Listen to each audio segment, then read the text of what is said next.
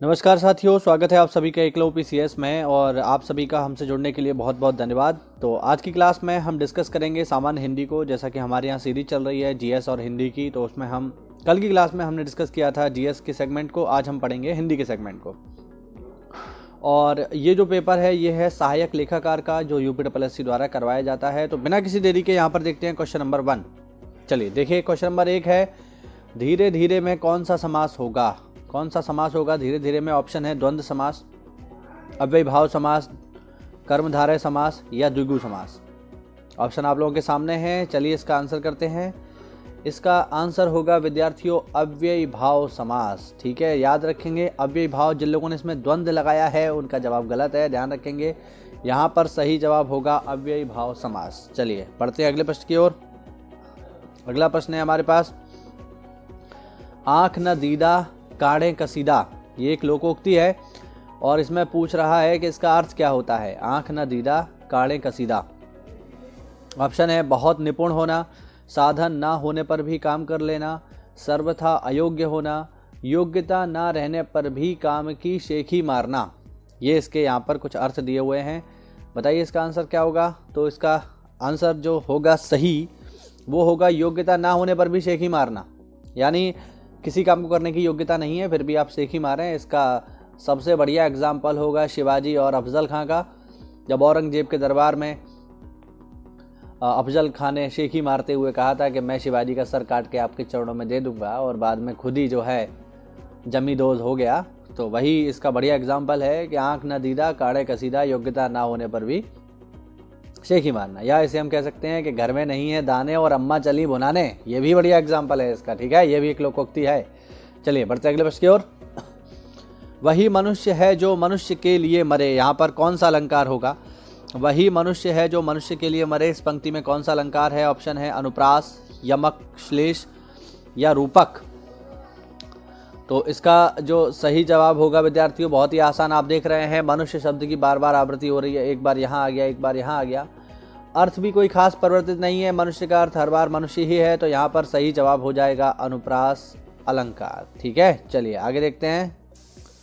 अगला है 4 नंबर, वागेश्वरी का पर्यायवाची शब्द क्या है। वागेश्वरी को हम क्या बोलते हैं। ऑप्शन है कमला, शारदा, सुखदा या प्रेमदा। सही आंसर इसका होगा शारदा। वागेश्वरी को बोलते हैं शारदा, यानी माँ सरस्वती के लिए शब्द इस्तेमाल होता है। ठीक है, कमला जो है ये इस्तेमाल होता है लक्ष्मी माता के लिए। चलिए आगे बढ़ते हैं। इसमें आपको जो है यहाँ पर कुछ वाक्य खंड दिए हुए हैं, इनको आपको सही क्रम में लगाना है। इसको आप पढ़िए और बताइए इसका सही क्रम क्या होगा। लिखा हुआ है भारतीय, दूसरा हिस्सा बिना हिंसक विरोध के शुरू से ही सहते, चौथा हिस्सा आर्थिक और सामाजिक न्याय को, पांचवा हिस्सा चले आए हैं। इसको आपको सही क्रम में अरेंज करना है। तो देखिए इसका सही जवाब क्या होगा। इसका जो सही जवाब होगा विद्यार्थियों वो होगा ऑप्शन डी। ठीक है, यानी शुरू से ही आर्थिक और सामाजिक न्याय को बिना हिंसक विरोध के भारतीय सहते चले आए हैं। यानी ऑप्शन डी इसका सही जवाब हो जाएगा। चलिए आगे बढ़ते हैं। प्रश्न नंबर 6, 3 बेर खाती थी वे 3 बेर खाती हैं। ये बहुत ही फेमस अलंकार जब हम लोग पढ़ते हैं तो कम से कम ये एग्जाम्पल तो टीचर हमारे सामने रखता ही है। तो बताइए इसका सही जवाब क्या होगा। प्रश्न नंबर 6 तो बहुत ही आसान है। 3 बेर खाती थी, 3 बेर खाती हैं। बेर शब्द 2 बार इस्तेमाल हो रहा है लेकिन हर बार अर्थ इसका अलग है। ठीक है, तो इसका सही जवाब हो जाएगा यमक। चलिए आगे बढ़ते हैं। विस्मय में स्थायी भाव, मतलब विस्मय स्थायी भाव किस रस में होता है। वो कौन सा रस है जिसका स्थायी भाव विस्मय है। ये पेपर में आपसे पूछे जाते हैं स्थायी भाव रस के। तो आसान जवाब है इसका, सही जवाब होगा अद्भुत। बढ़ते अगले प्रश्न की ओर। यद्यपि मोहन धनी है तथापि बहुत दुखी है। ये किस प्रकार का वाक्य है? साधारण वाक्य है, मिश्र वाक्य है, संयुक्त वाक्य है, कौन सा वाक्य है? तो विद्यार्थियों, इसका सही जवाब होगा मिश्र वाक्य है। ध्यान रखना, यद्यपि मोहन धनी है तथापि वह दुखी है, यह उदाहरण है मिश्र वाक्य का। ठीक है, यहाँ पर ये उदाहरण होगा मिश्र वाक्य का। चलिए अगले प्रश्न की ओर बढ़ते हैं। जिसके बराबर कोई ना हो, यानी जिसके जैसा कोई ना हो, उसे हम क्या कहते हैं? ऑप्शन है विलक्षण, अनुपम, असाधारण या लोकातीत। चलिए देखते हैं इसका जवाब। इसका सही जवाब होगा अनुपम, यानी अद्वितीय, जिसके जैसा कोई नहीं होता है। विलक्षण यानी कुछ अलग ही लक्षण वाला। असाधारण यानी जो साधारण नहीं है। लोकातीत यानी लोक से अलग, लोक से इतर, वो लोकातीत है। यहाँ पर पूछ रहा है जिसके ऐसा कोई ना हो, तो अनुपम होगा, अद्वितीय। ये सवाल बहुत ही फेमस है, पेपर में किसी न किसी रूप में आपको मिल ही जाते हैं। जंगल में लगने वाली आग को क्या कहा जाता है? तो ऑप्शन है वनाग्नि, दावानल, जठराग्नि या बड़वानल। तो इसका जो सही जवाब होगा विद्यार्थियों, वो होगा दावानल। जंगल में लगने वाली आग होती है दावानल, पेट में लगने वाली आग होती है जठराग्नि या जठरानल भी इसे हम बोल देते हैं। पानी में लगने वाली आग होती है बड़वानल। ठीक है, ध्यान रखना, ये 3 अग्नियाँ होती हैं, दावानल, जठरानल और बड़वानल। तो दावानल जंगल में, जठरानल आपका पेट में और बड़वानल पानी में यानी समुद्र में। समुद्र में भी आग लग जाती है जब कभी ज्वालामुखी विस्फोट हो जाता है ना, पानी में, समुद्र में तो आग लग जाती है। चलिए आगे देखें। चरण कमल बंदौ रघुराई में कौन सा अलंकार होगा? यहाँ पर ये मिसप्रिंट हो गया है, थोड़ा सा टाइपिंग एरर है ये, तो आप इसे इग्नोर करिए। चरण कमल बंदौ रघुराई में कौन सा अलंकार होगा? श्लेष, उपमा, रूपक या रूपक, क्या लिखा है ये? रूपकत्शयोक्ति। चलिए देखिए इसको क्या है ये, रूपक शयोक्ति ऐसे ही कुछ लिखा हुआ है, मैं पढ़ नहीं पा रहा हूँ इसको। तो इसका सही जवाब क्या होगा? देखो, अगर आपने अलंकार पढ़ रखे हैं तो आप ये पाएंगे कि वहाँ पर एक शब्द इस्तेमाल होता है उपमान और उपमेय। यहाँ पर अगर आप देखें तो सीधे सीधे ये बता दिया गया है कि चरण जो हैं वही कमल हैं। ठीक है, यानी चरण बिल्कुल कमल ही हैं। ठीक, तो यहाँ पर जो सही जवाब होगा वो होगा रूपक अलंकार। ठीक है, चरण कमल यानी उपमेय और उपमान को एक कर दिया गया है। यहाँ पर जैसा शब्द इस्तेमाल नहीं आया है। अगर यहाँ पर शब्द आ जाता कि जैसे मुख चंद्रमा के समान है इस तरीके से, या जैसे उसका मुख चंद्रमा के समान है, तो फिर इसका जवाब रूपक नहीं होता, तो उपमा हो जाता है इसका जवाब, जब हम किसी के साथ तुलना करते हैं। लेकिन यहाँ पर तुलना नहीं है, यहाँ पर तो सीधे सीधे एक कर दिया गया है कि चरण बिल्कुल कमल के जैसे ही हैं, है ना। यहाँ पे कमल जैसे चरण नहीं है, सीधे कमल ही चरण हैं इस तरीके से। तो इसका जवाब होगा सी, रूपक। आगे देखते हैं। तीनों लोकों से मथुरा न्यारी, इसका क्या अर्थ है? ऑप्शन है तीनों लोकों में मथुरा ना होना, सबसे निराला, मथुरा का बखान तीनों लोकों में है, या बहुत सुंदर मथुरा का होना। तो ये जो सवाल है इसका सही जवाब होगा ऑप्शन बी, सबसे जो अलग होता है, सबसे निराला होता है, उसके लिए हम कहते हैं तीनों लोकों से मथुरा न्यारी।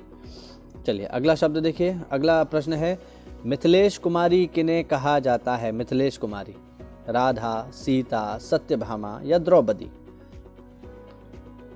तो मिथिला की जो रानी है वही मिथिलेश है, और मिथिला की रानी कौन है? वो हैं सीता, मिथिलेश कुमारी। ठीक है, मिथिला की जो राजकुमारी हैं वो सीता है। चलिए आगे बढ़ते हैं। खड़ी बोली का प्रथम महाकाव्य कौन सा है? ऑप्शन है कामायनी, प्रिय प्रवास, साकेत या नीरजा। काफ़ी फेमस है ये, तो बहुत ही फेमस है। सही जवाब होगा इसका विद्यार्थियों प्रिय प्रवास, और इसके राइटर हैं अयोध्या सिंह उपाध्याय हरिऔध, ध्यान रखेंगे। चलिए बढ़ते अगले प्रश्न की ओर। अतः शब्द का समानार्थी पहचानिए, अन्यथा, अतएव, परिणामतः या अस्तु। इसका जो सही जवाब होगा विद्यार्थियों वो होगा ऑप्शन सी, परिणामतः। ठीक है, जैसे हम कहते हैं ना, मतलब जैसे हम सेंटेंस इसमें बोलते हैं, वाक्य हम बोलते हैं कि मैं बीमार हूँ अतः मैं कोचिंग आ पाने में या स्कूल आ पाने में असमर्थ हूँ। तो अतः का जब इस्तेमाल होता है तो ये मुख्य रूप से शामिल होता है परिणाम के लिए। चलिए अगला प्रश्न, वृक्षों से पत्ते झड़ते हैं, इनमें कौन सा कारक है? कर्ता कारक, संप्रदान कारक, अपादान कारक या अधिकरण कारक? वृक्षों से पत्ते झड़ते हैं, तो वृक्षों से पत्ते झड़ते हैं यानी वृक्षों से पत्ते अलग हो जाते हैं, और अलग हो जाने की जब भी बात आती है तो हम इस्तेमाल करते हैं अपादान का, जिसका सेंस होता है अलग होने में। तो इसका सही जवाब हो जाएगा अपादान, ऑप्शन सी। आगे देखें, विचार में इक प्रत्यय लगाने से कौन सा शब्द बनेगा? वैचारिक, विचारिक, वैचारिक या वैचारिक? आसान सवाल है, आप इसे कर पाएंगे। सही जवाब होगा वैचारिक, ऑप्शन डी। चलिए प्रश्न नंबर 18, शुद्ध वाक्य पहचानिए, आपके सामने हैं, पढ़िए इनको और मुझे बताइए। मेरी 5 बहनें और 1 भाई है, ठीक है। मेरी 5 बहनें और 1 भाई है, मेरा 1 भाई और 5 बहनें हैं, मेरी 1 भाई और 5 बहनें हैं। इसका सही जवाब क्या होगा विद्यार्थियों? इसका सही जवाब होगा ऑप्शन सी, मेरा 1 भाई है और 5 बहनें हैं। ऊपर वाले तो ये तो सेम ही लिखे हुए हैं, बस एक में जो है सीधे सीधे अंक इस्तेमाल कर लिया गया है, तो ये तो दोनों गलत ही हैं। चलिए आगे देखते हैं प्रश्न नंबर 19, बुढ़ापा एक प्रकार का अभिशाप है, इसमें बुढ़ापा किस प्रकार की संज्ञा है? जातिवाचक, भाववाचक, व्यक्तिवाचक या समूहवाचक?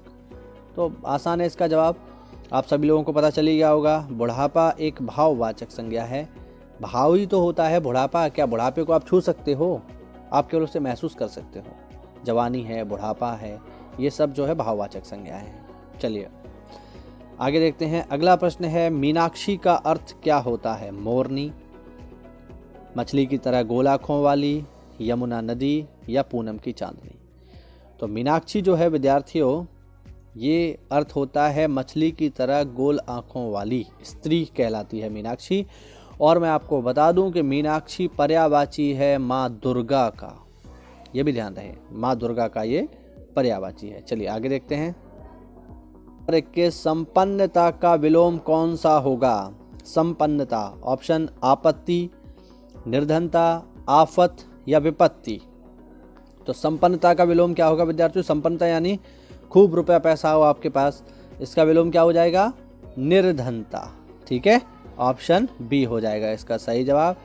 यहाँ पर देखिए आपत्ति जो दिया हुआ है, इसका विलोम होता है संपत्ति, ठीक है, ध्यान रखना, आपत्ति का होता है संपत्ति, ठीक है। आपत्ति का विपत्ति मत कर देना, ये तो दोनों सेम ही चीज़ें हैं, ध्यान रखना। चलिए आगे देखते हैं। कौन सा अज्ञानी का पर्याय नहीं है? अज्ञानी का पर्याय नहीं है अज्ञ, भिज्ञ, मूर्ख, अनभिज्ञ? इसका सही जवाब होगा विद्यार्थियों भिज्ञ। भिज्ञ का मतलब होता है जिसे जानकारी हो, अज्ञ का मतलब होता है जिसे कोई जानकारी नहीं है, और भिज्ञ का मतलब होता है जिसे ज्ञान हो।